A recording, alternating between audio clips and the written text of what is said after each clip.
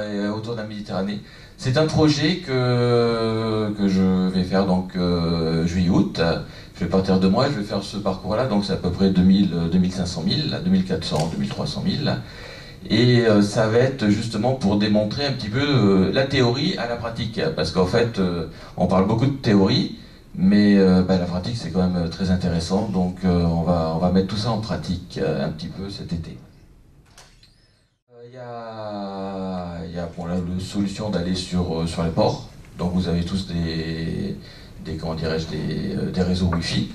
Le problème du réseau Wi-Fi dans les ports, c'est que la connexion est des fois un peu lente, la connexion elle n'est pas toujours bonne, et vous êtes complètement dépendant du port. Donc il existe aujourd'hui, grâce à SFR, Orange et compagnie, et Bouygues, on peut avoir ce qu'on appelle du 3G ou du 4G. Aujourd'hui on a du 4G, donc une bonne connexion, et on va pouvoir se connecter à Internet grâce à ces réseaux-là. Alors évidemment on se connecte soit avec le téléphone, soit avec une tablette, soit avec tout ça, mais il existe ce qu'on appelle des routeurs où, alors il est là, on va dire, c'est ça. C'est un petit appareil comme ça, hein, c'est tout petit.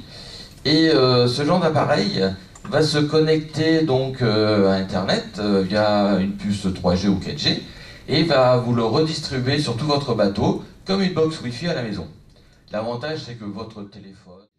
Alors l'avantage c'est que vous n'êtes plus dépendant de la capitainerie. Vous pouvez récupérer de l'internet dans des mouillages un peu sauvages, hein, c'est surtout ça qui est intéressant, des mouillages un petit peu sauvages. Et le deuxième, une chose qui est très intéressante, c'est que ce genre d'appareils sont débloqués. C'est-à-dire que vous pouvez, moi quand je pars en Italie, je vais chez Vodafone par exemple, je m'achète une petite puce qui vaut 25 €, je la mets dans mon routeur, et j'arrive en Italie, et je sais que pendant, on va dire, 15 jours, 3 semaines où je vais être en Italie, je vais pouvoir me connecter tranquillement, sans passer par la carte française qui va avoir du roaming et qui va me coûterait hors de prix.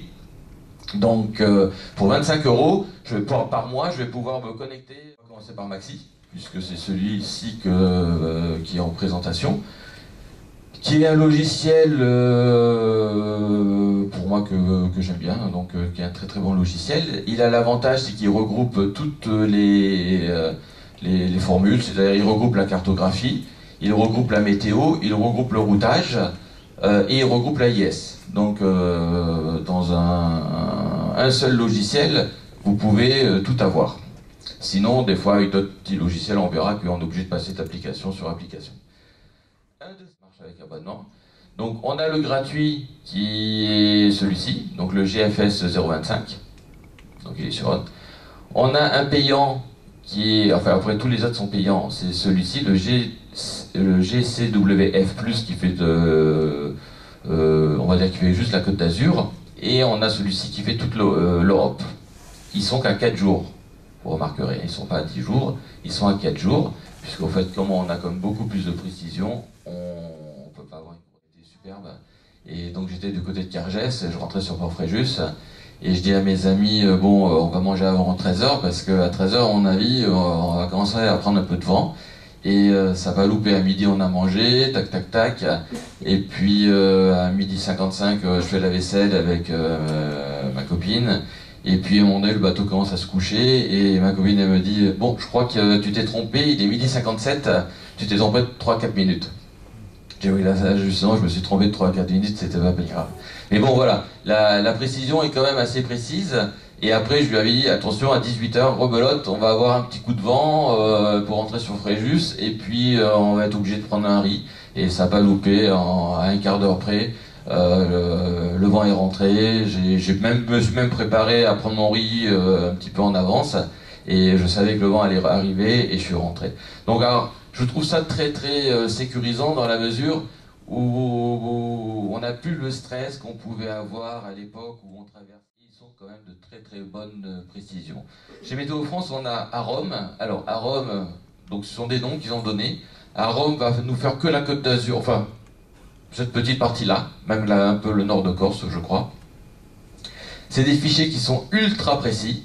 Donc pour ceux qui naviguent dans ce secteur-là et qui ne veulent pas prendre de risques, je dirais que ce sont vraiment les meilleurs fichiers météo.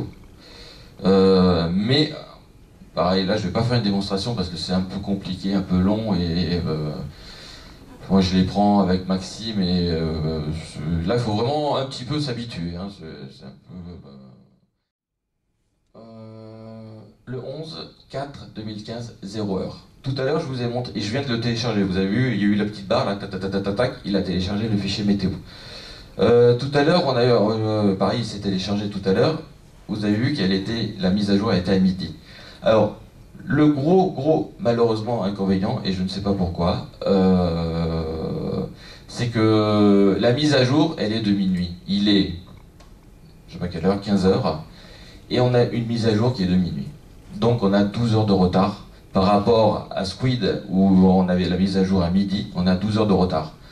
Alors, vous allez me dire 12 heures, c'est pas grand-chose, c'est sûr, mais en Méditerranée, je peux vous garantir que 12 heures, c'est beaucoup. C'est beaucoup. Voilà. Donc je vais faire mon routage, je vais le lancer, et normalement, hop, il va réussir, magnifique, je suis content. Donc il m'a dit que j'arrivais à 13 heures, si ma mémoire est bonne, donc voilà. Donc voilà. En fait, je pars au pré. Donc en fait, il me le fait quand même tout... Bon, j'ai mis 3 nœuds, hein, 3 nœuds. Je pars au pré, je fais tout ça avant-arrière ou travers, et je finirai au moteur en rouge. Donc cette application est vraiment très sympathique, parce qu'en fait, je sais exactement... alors le bateau rouge... Donc bah, ça sera d'ailleurs le test cet été, puisqu'en fait, Maxime m'a prêté généreusement 2 cartographies, une vectorielle et une raster, et ça va me permettre de voir la différence un peu entre la raster et la vectorielle. J'ai une pléiade d'informations, bon, c'est un logiciel complet. Je peux avoir aussi d'un côté ma carte vectorielle et de l'autre côté ma carte raster. Donc ça me permet de comparer aussi un petit peu les deux. Je peux par exemple, quand j'arrive dans une baie, être un petit peu dézoomé et sur celle-ci être un peu plus zoomé. Je peux mettre aussi ici aussi une carte raster, hein, de toute manière, vectorielle, hein, je peux mettre les deux. Hein. Mais naviguer plus avec un zoom précis quand je rentre dans un mouillage, et là être un peu plus détaillé. Alors c'est bien parce que voilà, bon, ça nous permet quand on arrive dans un mouillage, on a de suite la vue générale pour rentrer et la précision pour arriver, quoi. Donc ça c'est un logiciel très précis dans notre polaire, tout ça. Bon, on a une pléiade d'options, de paramètres qui nous permet de pouvoir naviguer vraiment dans des conditions en toute sécurité. Voilà. Des questions? Merci. Ok, merci. Donc c'était la SNSM qui sont venus gentiment m'épauler. Ben, nous, c'est important pour nous de nous rapprocher de personnes qui pensent des informations En pratique, via un film. Donc en fait, je vais faire un parcours qui va partir de Port-Fréjus, qui va faire un petit peu, ben voilà, tout ça, le tour de la Méditerranée, tac, tac, tac, tac, tac, tac, sur 60 jours, et qui va revenir. Et donc je vais utiliser donc en permanence, donc bon, moi j'ai beaucoup travaillé avec Maxi forcément, je vais utiliser Maxi et je vais utiliser Squid pour les fichiers météo payants et plus précis, et aussi Navimel. Et donc je vais filmer tout ça, et on aura, on va dire que je vais mettre en pratique toute la théorie, en sachant que je vais partir seul. Donc forcément seul, ben moi mes paramètres, vous avez vu déjà tout à l'heure, j'ai mis 15 nœuds, hein, je ne vais pas dépasser 15 nœuds, parce qu'avec les 30% de plus, ça va vite me faire du 22, 23, 24 nœuds. Donc 24 nœuds pour mon bateau, c'est un riz. Voilà, je veux pas trop, j'ai pas envie de rentrer dans des 30, 40 nœuds de vent. D'autant plus que je me suis fait opérer il y a 2 ans du dos, donc j'ai un dos un peu fragile. Donc mon but, c'est vraiment de partir dans des conditions de vent qui va tourner entre 7 nœuds et 15 nœuds maximum. Donc tout mon parcours va être fait dans ces conditions-là, et ce qui va permettre, quand même sur 60 jours qui est relativement long, de me retrouver, de faire tout ce grand parcours sans prendre de risques. Donc, grosso modo, je ferme les yeux pendant un quart d'heure, 20 minutes, et je rouvre les yeux 5 minutes, histoire de voir si tout va bien, mais en sachant que mon radar, et justement ça va être le thème d'ailleurs de l'électricité, parce que mon radar, mon AIS et mon Eco, Active Eco est toujours branché 24 heures, enfin 24 heures en tous les cas, la nuit ou si je veux me reposer. Ça, je ne navigue jamais sans mes appareils de sécurité. Quand je suis parti cet été, à Noël, pas cet été, à Noël, en Corse, j'ai eu, parce que j'étais en solitaire, j'ai eu une super météo, et j'ai mis 17 heures pour rentrer donc de Calvi. 17 heures, j'avais mon pilote automatique, parce que moi je ne vais pas barrer tout seul, donc j'avais mon pilote automatique. Je suis parti à 8 heures du matin, je suis arrivé à 1 heure du matin, j'avais le pilote automatique 24 heures, enfin pendant les 17 heures. À partir de 18 heures, j'ai mis mon chauffage, j'ai mis 2 frigos, enfin mon frigo, mon congélateur, et à partir de 18 heures, j'ai mis mon chauffage et le radar. Et je suis arrivé à 1 heure du matin, j'avais toujours de la batterie. Alors, pourquoi Pourquoi à consommer le moins possible et à acheter et à trouver des systèmes pour moins consommer. Entre autres, bon, les LED. Alors évidemment, aujourd'hui, on sait que les LED consomment 5 à 10 fois moins, donc c'est fabuleux. On peut laisser... Parce que moi, ce qui me fait le plus peur dans tout ça, c'est quand même... C'est pas de traverser, c'est pas les cargos qui me font peur quand je vais traverser, puisque les cargos, ils sont toujours éclairés. Mon radar va aller voir à 15 000, donc eux, ils me font pas peur.